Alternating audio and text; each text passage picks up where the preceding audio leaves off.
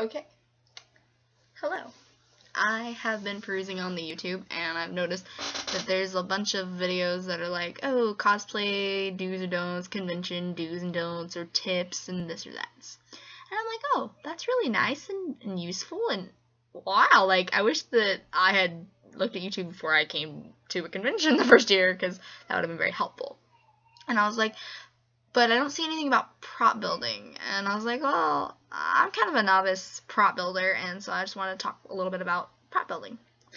And so there's a couple of things. I have about 3 things. First, you're going to want to check to make sure that the prop that you're planning to make is going to be legal. And there is a way to check. There's always a way to, like, there's a program or whatnot to go make sure that this thing will be legal. And I usually don't want anything that can actually cut, actually shoot, or particularly bludgeon someone to death. It's all about safety, and it's important. And so they check it, and they'll piece bond it to let other people know that this thing has been checked, and it is safe. You can come near this person and fangirl over their costume. Fangirl, fanboy. Fan over their costume. The second thing, though, is that even though it's going to be safe, you want to make sure that it's going to be sturdy. So you don't want to make something out of paper and tape, unless you never want to see it after the first day of con.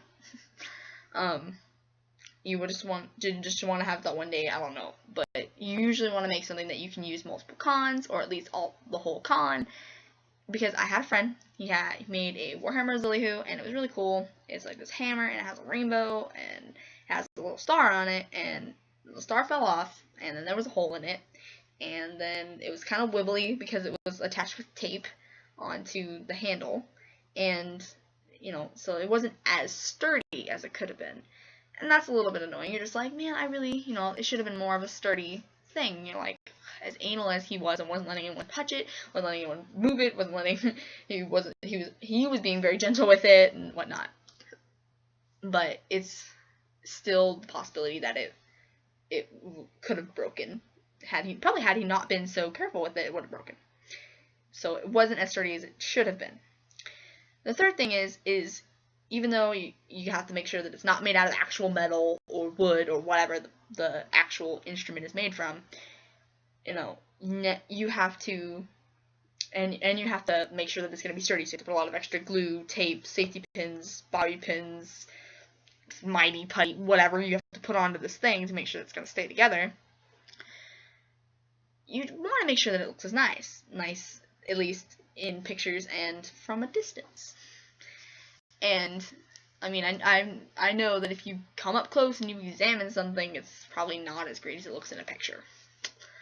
So it's kind of a, and then you want it to be as correct as you can get it. You want to make sure that it's going to be as close to canon or as close to whatever you want it to copy or imitate or bring to life.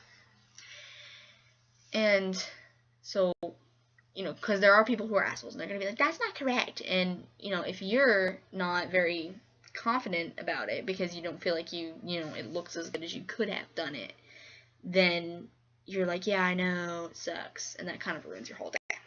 So you want to put as much effort as you can into it to make it, be as correct and nice looking as you can, while also being legal and sturdy.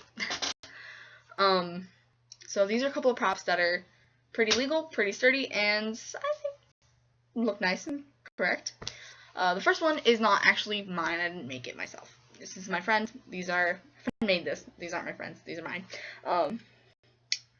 They are my Sonic horns. He's my favorite character, and I cosplay him and Terezi and Trickster Jake. But basically,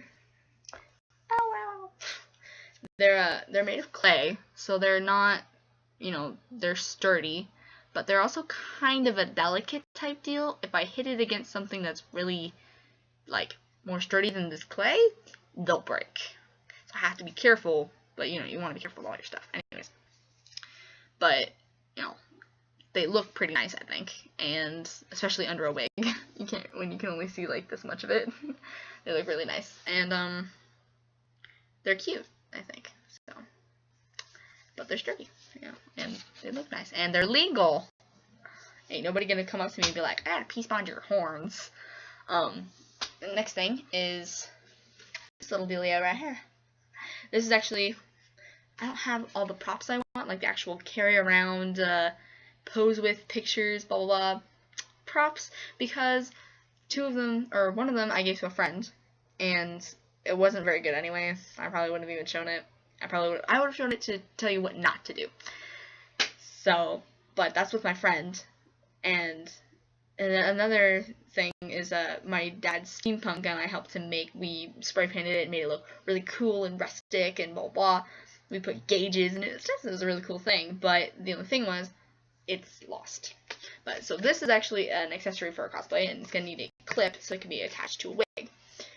But it's a Trickster John lollipop that will be attached to a Trickster John's head, and it just needs well, it's made out of styrofoam and a skewer for shish kebabs, and this printed from the picture of Trickster John. And I made it in about 20 minutes with a lot of tape. So, but it's very sturdy. It's not going to go anywhere. I can pretty much fling it and it's not going to go anywhere. But so it's actually pretty nice. I like this thing. I was like, oh, that's so cool. Last but not least, this little pillow right here. I made this pillow, sewed it all by hand, so the stitch is actually really bad. I'll show you in a second. And it's crooked because I suck really bad at centering. But it was a cool prop because I was Switzerland in pajamas for my convention last year, and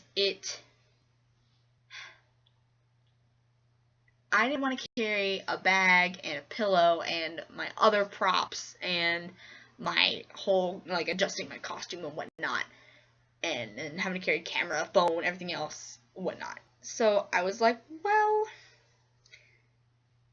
let me see what I can do. And so this thing became, instead of just a pillow, it is also a bag. It is stuffed, and it's really cool. I could put my phone, my camera, and other delicate things in here, drop it on the ground, bam, padded. I felt like such a boss. I was like, yes! Because it's comfy. Like, you know, like, you get tired in the middle of con, bam, pillow, I thought this was the coolest thing ever. I was so excited. I'm still really excited. I think it's so cool. And other people are like, dude, that's cool. Like, you only have to carry one thing instead of a prop and a bag. You got a prop bag. It's cool. And I was like, yeah, it is. Oh. So, even though the stitching is awful and it's crooked, it's a really cool prop. And so I think that's another thing. If you can make things do double duty, do it. Make everything double duty, whatever you have to do, just do it. And so that it make your life easier and your con experience more fun. I think that a good philosophy is to, when in doubt, you ghetto out. Like, and I don't mean ghetto as in an offensive way. I just mean, like, if you don't have the money, you know, go looking through old things. Go looking through your trash. Go looking through your brothers and sisters' rooms. I mean, ask first, but whatever. Maybe don't. Who cares? So, hey, you're an ask me. Take whatever I want. Your parents' closet, your closet, your friend's closet. You know what I'm saying? Go to Goodwill. Go to another thrift store. You know, whatever you can to get it for cheaper. Bam, that's important. I think that two things that will work really well for that are, one, going to Goodwill. You go to Goodwill, you can pretty much get a lot of cool stuff for not a lot of money at all, really. And you're like, oh, whoa, I did that for, like, nothing. That's so cool. Yeah, you did. And networking. And so let's say that you are one of the lucky people who has a large group of cosplay friends, and they all have pieces, and now you guys can trade pieces of cosplay, trade materials to make cosplay, and trade tips or help each other and whatnot. And that stuff that's so awesome. Like, let's say you need something to make, let's say a Warhammer Auxiliary. You need the stuff to make it. And your friend just so happens to have the stuff to make it. Bam! Warhammer Auxiliary. Let's just say that your friend has an old Warhammer Auxiliary and you want one. Bam! Warhammer Auxiliary. I feel like that should be some sort of, like, saying. Bam! Warhammer Auxiliary. Anyways. you know, try and like whatever you can do to keep things, you know, in a budget, or, you know, simple or sturdy, light, legal, and correct all at the same time. And sometimes those things feel like they can conflict, and you're just like, God, I can't do it all at the same time. If I make it correct, it can't be legal. If I make it legal, it can't be correct, and it won't be sturdy because it's just fall apart. Calm down. Try to have fun at your con experience, honest. Like, even if something isn't that great, it's still fun to try and make it and look cool if you can. But you want to try and make it look as cool as you can. Anyway, this is just, it's some stuff that I've been thinking about over the time that I've been cosplaying. I thought it could be useful.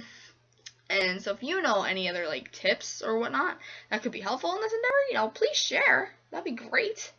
So thanks for listening to me ramble. Bye.